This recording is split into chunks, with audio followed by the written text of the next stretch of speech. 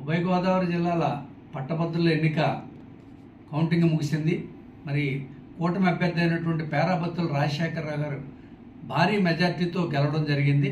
మరి ఈ గెలుపుకి కారణం ఎవరంటే చంద్రబాబు నాయుడు గారి యొక్క నాయకత్వంలో ప్రతి 30 మందికి కూడా ఒక కన్వీనర్ని పెట్టి ఎమ్మెల్యేలని, ఎమ్మెల్సీలని, ఎంపీలని, కేడర్ని పరుగులు పెట్టించి నిరంతరం పర్యవేక్షించి టెలికాన్ఫరెన్స్లు పెట్టి ఆయన ఓటు నమోదు దగ్గర నుంచి ఓటు వేయించడం దాకా కూడా తెల్లవారుజామును కూడా టెలికాన్ఫరెన్స్లు పెట్టి మరి మమ్మల్ని అందరినీ కూడా పనిచేయించడం జరిగింది. మరి ఈరోజు కూడా ప్రజలకి మరి కూటమి యొక్క అభ్యర్థుల మీద కానీ కూటమి మీద కానీ ఏమాత్రం విశ్వాసం సడలేదని, వారి మీద ప్రేమ తగ్గలేదని, వారిని ఇంకా అంతగా అంటే మంచి మెజార్టీతో గెలిపించినటువంటి పరిస్థితులు కనిపిస్తున్నాయి.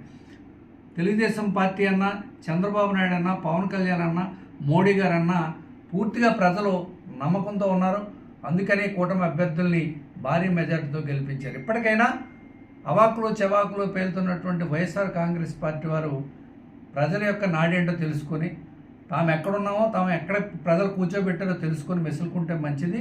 మరి ముఖ్యంగా ఈ యొక్క ఎన్నికల్లో మా యొక్క జిల్లా మంత్రివర్యులు రామానాయుడు గారి యొక్క నాయకత్వంలో మరి మా నియోజకవర్గంలో కానీ జిల్లాలో కానీ మరి ఎమ్మెల్యేలు అందరూ కూడా చాలా బాగా పనిచేశారు. అన్ని చోట్ల కూడా 70% కంటే పైన మెజార్టీ పర్సంటేజ్ రావడం అనేది చాలా గొప్ప విషయం.